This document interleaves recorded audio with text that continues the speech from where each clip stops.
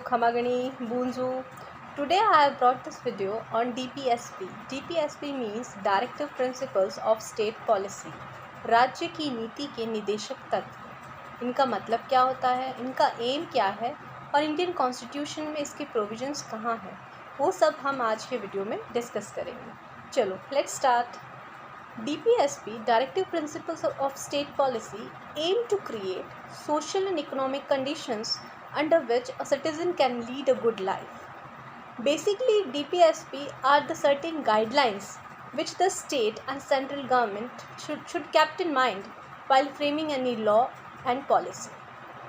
तो DPSP basically कुछ guidelines हैं जो कोई भी लॉ या पॉलिसी फ्रेम करते वक्त केंद्रीय या राज्य सरकार अपने ध्यान में रख के, इन गाइडलाइंस को ध्यान में रख के ही कोई लॉ या पॉलिसी बनाएगा। और डीपीएसपी को, directive principle of state policy को, हमने बोरो किया है आयरिश कॉन्स्टिट्यूशन से। तो इसके आज के इस वीडियो में हम ये डिस्कस करेंगे कि डीपीएसपी के प्रोविजंस कहाँ हैं। तो बेसिकली डीपीएसपी के provisions part 4 of Indian constitution में है और ये मेंशन है आर्टिकल 36 से लेकर 51 तक। तो अब हम वन बाय वन इन आर्टिकल्स को डिस्कस करेंगे। First of all we will discuss article 36। Article 36 है वो डेफिनेशन पोर्शन है। उसमें ये कहा गया है कि जो स्टेट की definition under part 3 of article 12 of Indian constitution में जो दे रखी है वो डेफिनेशन यहाँ पे स्टेट की है। आर्टिकल 37 कहता है कि application of the principle contain in this part that is not enforceable, they are fundamentals in the governance of country or duty of state to apply these principles in making law.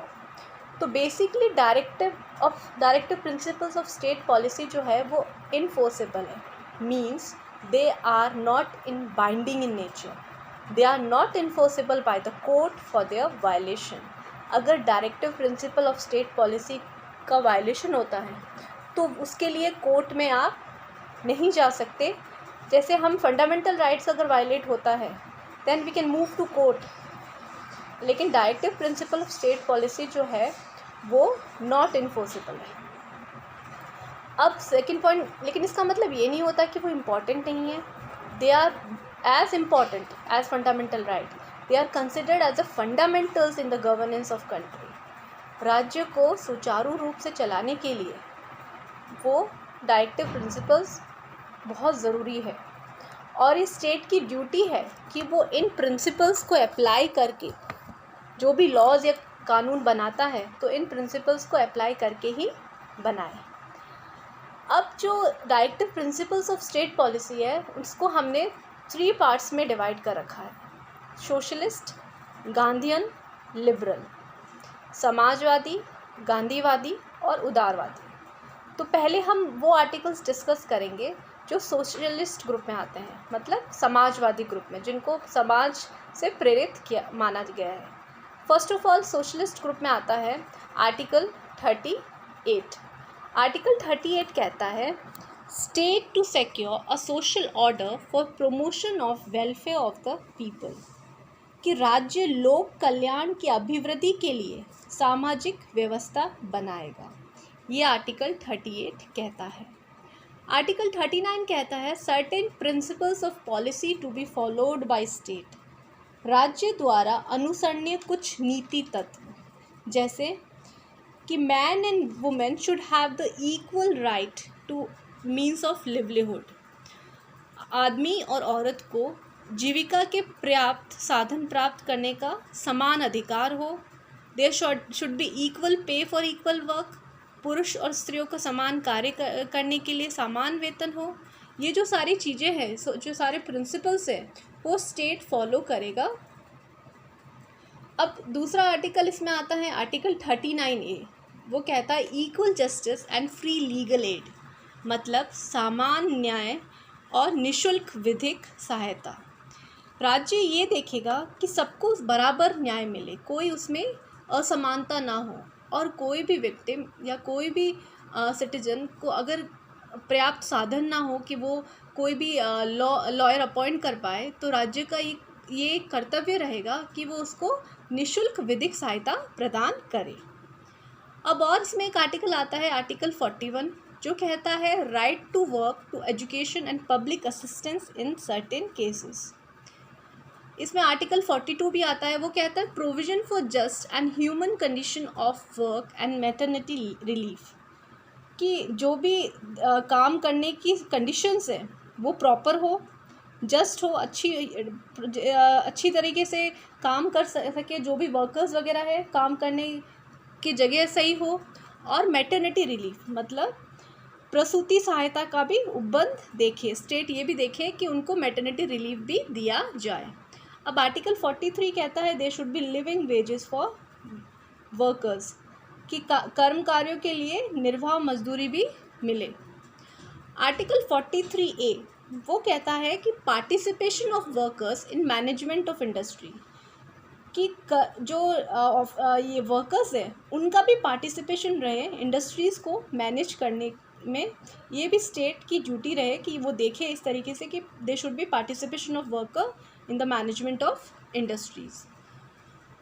Article 47 कहता है raise level of nutrition and living standard and improve public health, कि राज्य का ये कर्तव्य होगा कि वो देखे कि पोषाहार स्तर मतलब लेवल ऑफ न्यूट्रिशन जो है वो सही हो, और लोगों का जो स्टैंडर्ड है, स्टैंडर्ड ऑफ लिविंग है, वो भी इम्प्रूव हो, और उनकी पब्लिक हेल्थ भी इम्प्रूव हो। तो ये सब भी स्टेट को कंसिडर करना पड़ेगा। तो ये सब तो आ गए सोशलिस्ट में। अब दूसरा जो ग्रुप है गांधीयन मतलब गांधीवादी, तो वो कहते हैं उसमें आर्टिकल्स कौन कौन से आते हैं। इसमें पहला आर्टिकल आता है article 40, organisation of village panchayat मतलब ग्राम पंचायतों का संगठन। गांधी जी जो थे वो ग्रास रूट डेमोक्रेसी को उन्होंने ज़्यादा इम्पोर्टेंस दिया था, तो इसलिए इस आर्टिकल को उसी से बेस माना गया है, इसीलिए इसको गांधीवादी ग्रुप में इंक्लूड किया गया है कि they should be organisation of village panchayat, the state should take step to organise village panchayats.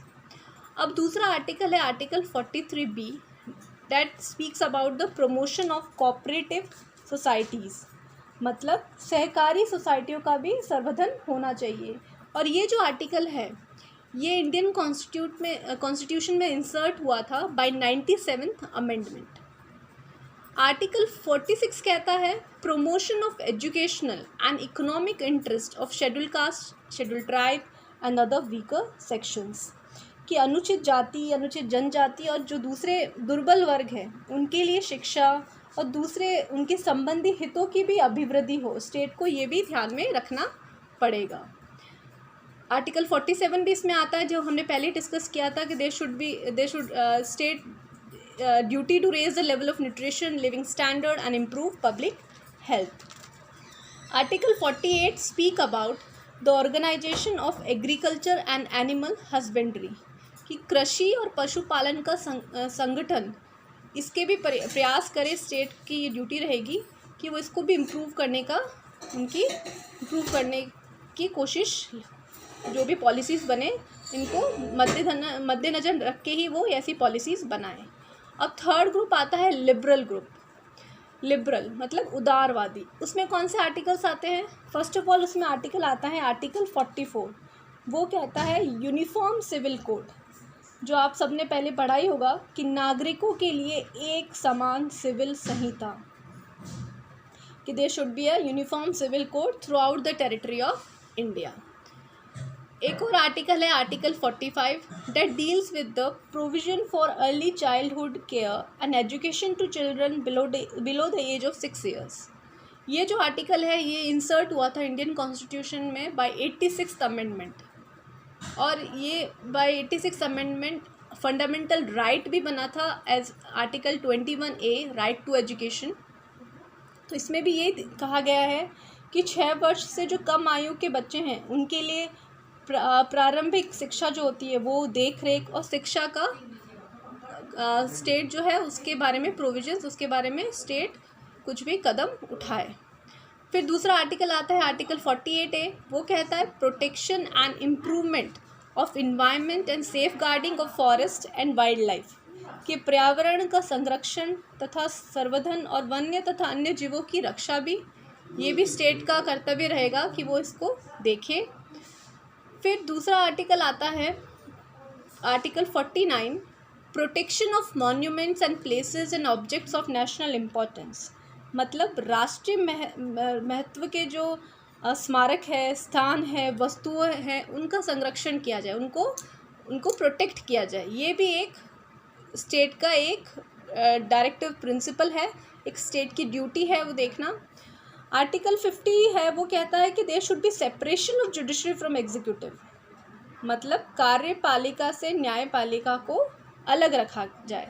The state shall take step to separate the judiciary from the executive. और लास्ट में आर्टिकल आता है article 51, promotion of international peace and security. अंतर्राष्ट्रीय शांति और सुरक्षा की अभिवृद्धि भी देखी जाए। तो स्टेट की ये ड्यूटी रहेगी कि वो प्रमोट करे इंटरनेशनल पीस, सिक्योरिटी को, मेंटेन करे अच्छे रिलेशनशिप्स बिटवीन नेशंस, और ये भी इंकरेज करे कि there should be settlement of international disputes by arbitration. तो ये जो हमने सारे आर्टिकल्स पढ़े फ्रॉम आर्टिकल 36 to 51 जो directive principle of state policy में आते हैं। तो आई होप आपको ये सब समझ में आया होगा कि सारे आर्टिकल्स जो है हमने 3 ग्रुप्स में डिवाइड किए, सोशलिस्ट, गांधीयन, लिबरल। तो अब आपको समझ में आ गया होगा कि directive principle of state policy जो है वो माना कि वो नॉट बाइंडिंग इन नेचर है, इन्फोर्सेबल नहीं है कोर्ट में, लेकिन उनकी इम्पोर्टेंस कम नहीं है, उनकी इम्पोर्टेंस पे बहुत है। They are considered as a fundamental in the governance of country. तो कोई भी लॉ या पॉलिसी बनाते वक्त राज्य या केंद्र को अपने जो गाइडलाइंस हैं उनको ध्यान में रख के ही अपनी पॉलिसी बनानी पड़ेगी। तो ये सब बहुत ज़रूरी है। तो आई होप आपको ये वीडियो अच्छा लगा होगा, समझ में आया होगा कि directive principle of state policies basically क्या है और कौन कौन से आर्टिकल्स में डिफाइंड है और इंडियन कॉन्स्टिट्यूशन में कहाँ है। अगर आपको मेरा वीडियो अच्छा लगे तो प्लीज़ लाइक और सब्सक्राइब कीजिए और शेयर कीजिए। Thank you.